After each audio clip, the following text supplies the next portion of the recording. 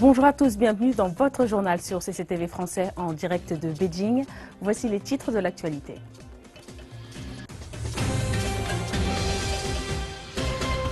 Les présidents Xi et Mugabe se sont entendus pour traduire les relations amicales entre les deux pays en un partenariat pour une coopération bilatérale unique. L'Institut pour le dialogue mondial de Pretoria en Afrique du Sud a accueilli le 30 novembre dernier une conférence sur la coopération et les échanges entre les peuples chinois et africains. Les négociateurs venus du monde entier présents à la COP21 ont commencé à travailler sur une solution pour limiter le réchauffement climatique à 2 degrés. Plus de 100 experts venus de 20 pays participent au 3e atelier du Forum régional de l'ASEAN sur la sécurité spatiale qui a débuté lundi à Beijing. Et les meilleures troupes de ballet du monde sont de passage à Beijing pour la saison internationale de ballet de Chine présentée au théâtre Tianqiao.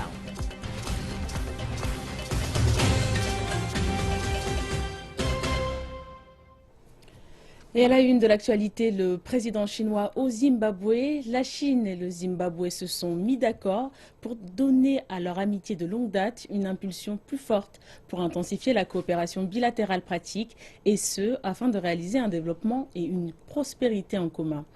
Le consensus a été obtenu lors de l'entretien prolongé dans le palais d'État à Harare entre le président chinois Xi Jinping et son homologue zimbabwéen Robert Mugabe. Xi Jinping a déclaré que la Chine et le Zimbabwe sont de véritables amis de tous les temps. Il a également rappelé que l'amitié entre les deux pays ne devrait pas seulement être limitée au plan politique, mais elle devait se concrétiser à travers un partenariat pour le développement. Xi Jinping a insisté sur le fait que la Chine n'oubliait jamais ses vieux amis. Le président Mugabe a quant à lui déclaré que son pays espérait apprendre davantage de l'expérience chinoise dans le développement économique et social. Il a également ajouté que le Zimbabwe attendait de recevoir plus d'aide de la Chine pour étendre la coopération bilatérale dans les domaines de l'agriculture, de l'industrie et dans la construction des infrastructures. Après une longue entrevue, les deux présidents ont assisté à la signature d'accords de coopération bilatérale économique et technologique. La visite de Xi Jinping se déroule au moment où les deux pays célèbrent le 35e anniversaire de l'établissement officiel de leurs relations diplomatiques. Wang Liyuan, l'épouse du président chinois Xi Jinping, a visité la fondation pour enfants de Grace Mugabe à Harare. Elle a été chaleureusement accueillie par la première dame du pays, Grace Mugabe. Le centre a été fondé en 2013 par Grace Mugabe pour prendre soin des orphelins et des enfants abandonnés du pays. Avant sa visite, Wang Liyuan a envoyé des supports d'apprentissage et du matériel du sport à l'école. La première dame de Chine a indiqué que les orphelins sont la communauté la plus exposée aux risques au sein de la société. Elle a par ailleurs rappelé que l'ensemble de la société a la responsabilité commune de leur donner une vie heureuse ainsi qu'une bonne éducation comme pour les autres enfants. Elle a enfin insisté sur le fait qu'elle espérait que ces enfants puissent grandir dans un environnement confortable, en harmonie et en toute sécurité à l'intérieur du centre. Après plus d'une décennie de crise économique, le Zimbabwe semble rebondir avec d'importants investissements dans des projets de développement et d'infrastructures. Plusieurs experts estiment que le redressement économique du pays de l'Afrique australe est une conséquence de son partenariat avec la Chine. Lors d'un entretien exclusif accordé à CCTV, l'ancien ambassadeur du Zimbabwe en Chine a affirmé que la visite du président Xi Jinping peut donner un coup de pouce au Zimbabwe. Now, this is a big chance for China to support Zimbabwe in the economic sphere, and Zimbabwe is a very resource-rich country. C'est une grande chance pour la Chine de soutenir le Zimbabwe dans la sphère économique parce que le Zimbabwe est un pays très riche en ressources. La population est très instruite et nous avons de très bonnes infrastructures par rapport aux normes africaines. Mais nous avons besoin de capitaux à grande échelle et cette visite vient au bon moment alors que la Chine devient un exportateur net de capitaux. Ces entreprises prennent de plus en plus d'importance sur la scène internationale. Je pense que la présence du président Xi Jinping va donner un coup de pouce pouce pour stimuler l'économie et ouvrir un nouveau chapitre dans l'histoire des relations entre la Chine et le Zimbabwe dans les secteurs de l'économie, du commerce, de l'ouverture des marchés mondiaux et de la technologie. C'est ce que nous espérons. Il s'agit d'un nouveau départ dans l'histoire des deux pays qui ont une longue amitié. Cela va propulser les relations entre la Chine et l'Afrique à un nouveau niveau. Je me souviens que le premier forum sur la coopération sino-africaine a été organisé en 2000. J'ai participé au deuxième forum à Addis Abeba et le volume commercial entre la Chine et l'Afrique à cette époque se chiffrait seulement à environ 8 milliards de dollars. Maintenant, on parle de 220 milliards.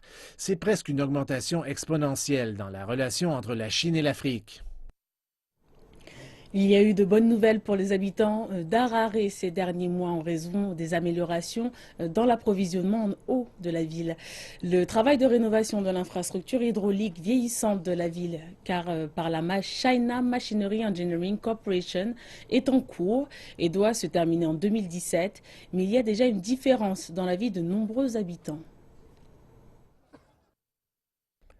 Les robinets à Mabuku sont à sec depuis des années. C'est l'un des quartiers les plus touchés par la pénurie d'eau et cela avait contraint au moins un tiers des habitants de Harare à faire un voyage quotidien pour chercher de l'eau. Mais de l'aide est arrivée en 2013 quand la ville de Harare a obtenu un prêt de la China Exim Bank pour rénover l'installation Morton Jeffrey, l'unique usine d'eau de Harare âgée de 60 ans. Une équipe d'ingénieurs de la compagnie effectue le travail.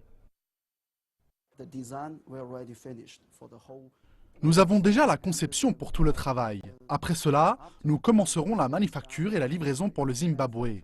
Nous avons tout l'équipement maintenant pour l'expédier au Zimbabwe. Nous espérons que d'ici la fin de cette année ou au début de l'année prochaine, tout l'équipement sera arrivé. Et même avant l'arrivée de cet équipement, les habitants de Mabuku voient déjà une différence. Nous étions autrefois pendant 6 mois sans eau ici. Maintenant, nous l'avons 3 jours par semaine, du samedi au mardi. Mais alors même que l'approvisionnement s'améliore, il y a aussi du travail effectué pour réparer un réseau de vieux tuyaux qui n'arrivent plus à subvenir aux besoins de la population de plus en plus importante. Il s'agit là d'un très vieil équipement. Il a environ 60 ans.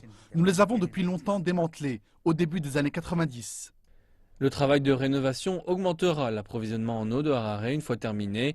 Il passera de 400 millions de litres par jour à 650 millions. C'est une bonne nouvelle pour les habitants qui ont dû endurer plus d'une décennie de pénurie et de trajets quotidiens pour chercher cette ressource précieuse. L'Institut pour le dialogue mondial qui se trouve à Pretoria en Afrique du Sud a accueilli le 30 novembre une conférence intitulée le sommet de Johannesburg du Forum de coopération Chine-Afrique à l'horizon non gouvernemental. Y étaient présents des experts, des représentants des ONG et des médias des deux pays. Ces derniers ont procédé à des discussions pour savoir comment promouvoir davantage la coopération et les échanges entre les peuples chinois et africains. La conférence ayant pour thème les échanges, la coopération entre les peuples des deux pays fait partie d'une série d'événements dans le cadre de l'année de la Chine en Afrique du Sud. Organisée par entre autres partenaires le réseau des ONG chinoises pour les échanges internationaux ou CNIE, la conférence sera accompagnée de séminaires, d'expositions de photos, de produits artisanaux, de calligraphie et de peinture. Les participants ont discuté des progrès réalisés dans le cadre des échanges entre la Chine et l'Afrique du Sud et partagé leurs attentes quant au sommet de Johannesburg. Les échanges entre la Chine et l'Afrique ont pour but de renforcer l'amitié entre les peuples et de promouvoir leur coopération. Ce qui donnera une base solide pour les relations sino-africaines du fait de la mise en avant de cette volonté des peuples. Ces dernières années, les liens économiques se sont multipliés entre la Chine et l'Afrique du Sud. La Chine est le premier partenaire commercial de l'Afrique du Sud et l'Afrique du Sud le premier partenaire commercial africain de la Chine. Environ 300 000 Chinois habitent en Afrique du Sud, ce qui stimule davantage la coopération non gouvernementale entre les peuples.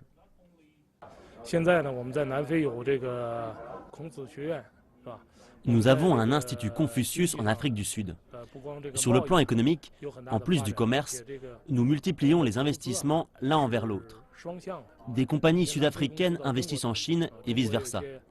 Les relations bilatérales se développent bien sur les plans politiques, économiques et culturels. Et contrairement aux idées reçues sur l'Afrique du Sud, le pays dispose d'infrastructures et de systèmes industriels performants. En tant que membre des BRICS, l'Afrique du Sud a de nombreux points communs avec la Chine. Le pays est appelé l'usine de l'Afrique et la Chine l'usine du monde. Et également, les deux pays ont des opportunités et des défis similaires. Je pense qu'à l'avenir, les Chinois seront plus riches. Leur pouvoir d'achat augmentera et ils voyageront plus. L'Afrique exporte de plus en plus de produits vers la Chine. Nous attendons davantage de touristes chinois. Par la fenêtre, nous voyons nos splendides paysages. Nous avons de plus en plus d'opportunités de coopération. Le développement de l'économie chinoise est important pour nous. Nous espérons qu'il y aura un résultat gagnant-gagnant.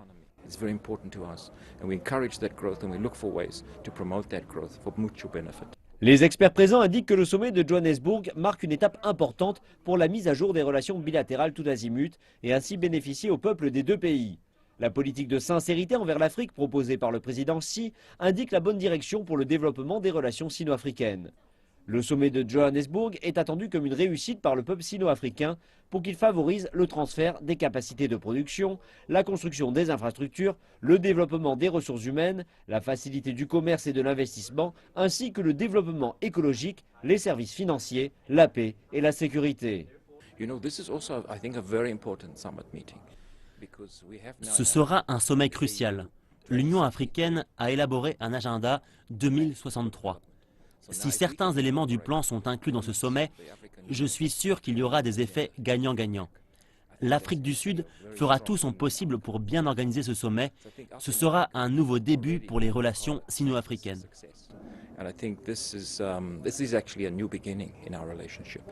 Depuis 2000, le Forum de coopération Chine-Afrique se réunit une fois tous les 3 ans, passant en revue la coopération sino-africaine au cours des 3 années écoulées et élaborant des projets pour les 3 années à venir. Le forum constitue à ce jour un mécanisme important dans la coordination des relations entre la Chine et les pays africains. Les négociateurs présents à la COP21, la conférence des Nations Unies sur le changement climatique, ont commencé à travailler sur une solution pour limiter le réchauffement climatique à 2 degrés. Mardi, les délégués chargés de rédiger un nouvel accord sur le climat se sont rassemblés dans le vaste centre de conférence de l'aéroport du Bourget à Paris. Au total, 195 pays participent au processus de négociation, chacun avec ses priorités et ses contraintes, ce qui a par le passé rendu un consensus impossible. Les points clés tels que le financement du passage aux énergies renouvelables est toujours l'objet de division. Lundi, jour d'ouverture de la conférence, la plupart des dirigeants ont pris des engagements volontaires de réduction des émissions.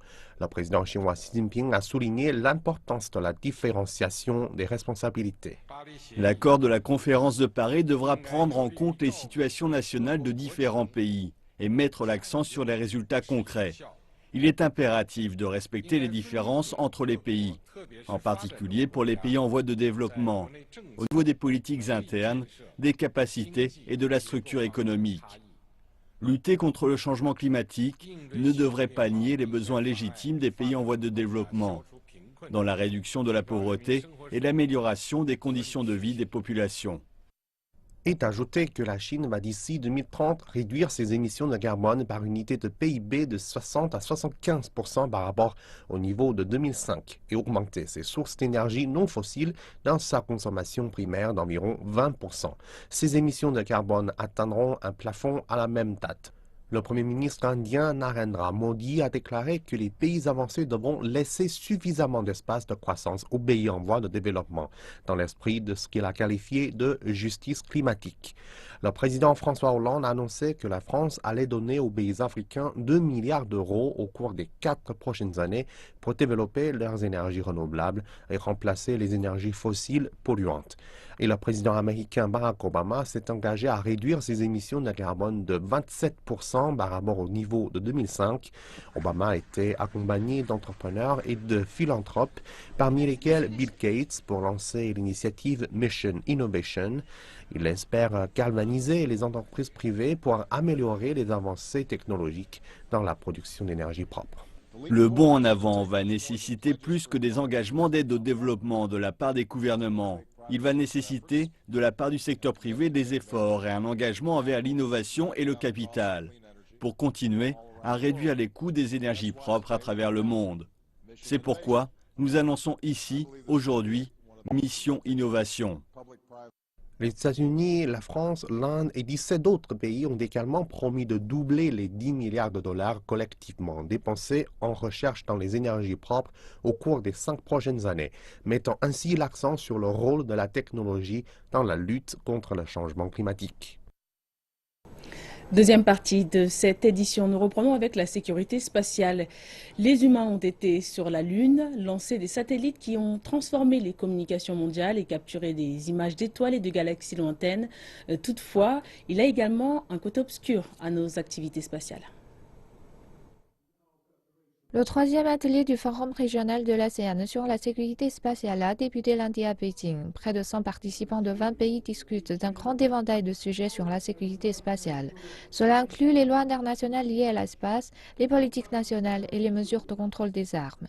Plus de 60 pays sont actuellement impliqués dans des activités spatiales et plus de 1000 satellites sont en orbite. Mais les activités de plus en plus fréquentes dans l'espace soulèvent aussi des inquiétudes sur les débris. L'espace est si important pour tout ce que nous faisons ici sur Terre, que ce soit des transactions par carte de crédit ou la navigation et la localisation, mais l'espace est en péril. Il est impératif pour nous de travailler ensemble afin de maintenir la durabilité à long terme de l'environnement spatial. En plus des débris spatiaux, la course à l'armement dans l'espace pose une autre grande menace pour le futur. L'apparition possible d'armes dans l'espace change la donne. Nous devons savoir si nous aurons ou non des armes dans l'espace demain. Pour réduire ces risques, la Chine et la Russie ont conjointement soumis un projet de traité à la conférence sur le désarmement à Genève. La Chine pense qu'il est essentiel de compléter le droit international actuel relatif à l'espace. Nous devons négocier et parvenir à un document juridique qui empêche l'arsenalisation de l'espace et une course à l'armement dans l'espace dès que possible. Et les pays doivent prendre des mesures appropriées et faisables, suscitant la confiance qui conviennent à leurs propres conditions. Un officiel chinois a indiqué que le monde ne devait se développer en premier et se désarmer ensuite. Nous devons prendre une approche équilibrée pour aborder la sécurité spatiale. Nous devons tirer des leçons du processus de désarmement nucléaire et ne devons pas reprendre la vieille voie de se développer en premier et se désarmer ensuite. Nous ne devons pas attendre que l'épée de Damoclès soit au-dessus de nos têtes et ensuite réaliser la gravité du problème. La Chine, le Laos, la Russie et les États-Unis président conjointement l'événement. C'est la première fois que la Chine accueille un tel atelier du Forum régional de l'ASEAN. Alors que les nouvelles technologies transforment les médias, les magazines de mode et d'autres quotidiens sont confrontés aux blogs en ligne. Plusieurs gros titres ont annoncé la fin prochaine de leurs activités alors qu'ils perdent de nombreux lecteurs. Dans le même temps, les plateformes de nouveaux médias tels que WeChat et Sina donnent la voix aux blogueurs. Certains gagnent même en notoriété en postant sur Internet des informations sur la mode. L'un des magazines pionniers de la mode, Riley, a été suivi pendant près de 15 ans par les passionnés de mode. Mais il vient d'annoncer qu'il cesserait son édition imprimée à compter de janvier 2016. Également ce mois-ci, le célèbre magazine local le Shanghai Weekly a cessé sa publication. De plus en plus de gens modifient leurs habitudes de lecture en passant de la presse écrite à la presse en ligne. Et Li Wenxi est l'une d'entre elles. J'avais l'habitude d'acheter des magazines dès que je me rendais dans un kiosque à Shuno. Mais désormais, je n'en achète quasi aucun. L'une des raisons est que ces magazines sont très lourds et pas faciles à transporter. Une autre raison est que je ne sais pas quoi en faire après les avoir empilés chez moi. Je ne pense pas qu'ils soient très recyclables. Désormais, je lis par le biais de mon téléphone ou avec certaines applications mobiles. Les magazines de mode et de style de vie ainsi que les quotidiens ont été le plus durement touchés, car poster des informations en ligne sur ces thèmes nécessite peu de formation professionnelle et peut attirer un large public. Les blogueurs de mode sur Internet et autres micro-blogueurs ont commencé à avoir d'importants groupes de fans il y a 2 ou 3 ans, quand de plus en plus de gens ont commencé à utiliser WeChat et Weibo depuis leur téléphone mobile. Certains sont devenus si célèbres qu'ils ont même été invités à des événements majeurs comme le défilé de Victoria's Secret, ce qui leur a permis d'écrire des scoops sur leur blog dès le jour suivant, et ce bien plus rapidement que la presse magazine traditionnelle. Les magazines de mode traditionnels ont dû changer sous l'influence de cette pression. Su De est la directrice d'un magazine mensuel et a été témoin de cette transition au sein de l'industrie. L'année 2010 a été le pic du secteur en raison de l'expo, mais après cela, tout a diminué, surtout dans les hebdomadaires et les magazines de mode, car ces derniers recevaient les investissements de clients dans l'industrie de luxe. Désormais, le gouvernement a mené une répression sur la consommation de luxe et il y a moins de cadeaux offerts. Donc, les sponsors ont modifié leur budget marketing et cela a affecté les magazines qui le sponsorisaient.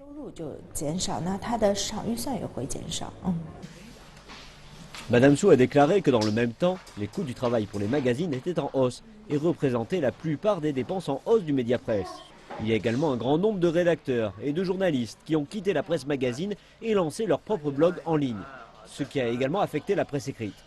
Par ailleurs, la montée en puissance des nouveaux médias a offert aux marques une nouvelle plateforme publicitaire. Sibyl Chen est une stratège du numérique et déclare que la plupart de ses clients veulent ces derniers temps faire leur propre promotion sur Internet. Nous pouvons constater qu'il y a un changement dans les plateformes utilisées par les marques pour se promouvoir elles-mêmes. Désormais, elles font davantage attention aux plateformes en ligne, mais également aux leaders d'opinion clés de l'industrie de la mode. Et même pour des marques qui ne sont pas dans le secteur de la mode, comme les entreprises de technologie, elles apprécient avoir de la promotion par ces leaders clés dans diverses industries. Chen a déclaré que par le biais de la promotion sur les plateformes de nouveaux médias, les marques peuvent recevoir davantage de commentaires instantanés et de retours de leur clientèle ciblée. Cependant, Madame Su du magazine Horace a fait savoir qu'un séisme se produirait prochainement car la plupart de ces plateformes ont reçu des investissements en capital au cours des 2 dernières années et seront prochainement confrontées au défi de montrer leurs profits. Le ballet du Bolchoï et la troupe du théâtre Mariinsky sont de passage à Beijing. Leur présence fait partie du remarquable programme offert par la saison internationale de ballet de Chine qui sera présentée au théâtre Tianqiao. Les meilleures troupes de Chine et de l'étranger apportent leur magie gracieuse sur la scène de Beijing. Le ballet russe est bien représenté. Le ballet du Bolchoï, la troupe du théâtre Mariinsky et les grands ballets classiques de Moscou. 90 danseurs, dont 10 sont des danseurs étoiles. Parmi les œuvres classiques que les troupes vont présenter à Beijing, Spartacus et Madame Bovary. C'est fantastique. Ils bougent tellement gracieusement. Leurs robes et même leurs coiffes sont très belles. Leur mouvement est excellent. Des compagnies de danse d'autres pays participent aussi à l'événement, dont certaines proviennent des États-Unis et de France. Cet événement peut permettre de présenter l'art chinois, mais permet aussi à d'autres pays de faire connaître la danse classique en Chine. Il peut donner au public de Beijing une occasion d'apprécier des performances artistiques de différents styles. Les troupes chinoises vont notamment présenter Le Fleuve jaune et les 4 saisons. Cette saison de ballet durera jusqu'à la fin de l'année.